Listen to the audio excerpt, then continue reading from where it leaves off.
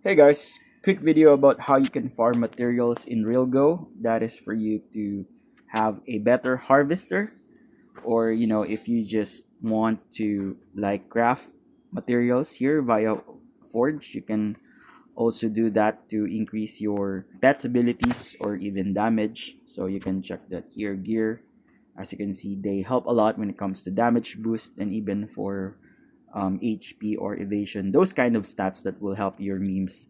Now, what you just need to do is click on radar, then right here, just spam boost radar. That is 5,000 RT shards per boost.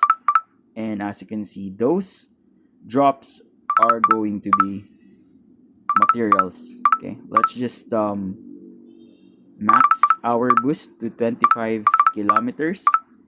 And as you can see, we can see now some drops for materials as well as some 5-star bosses that we also want to clear for upgrade materials.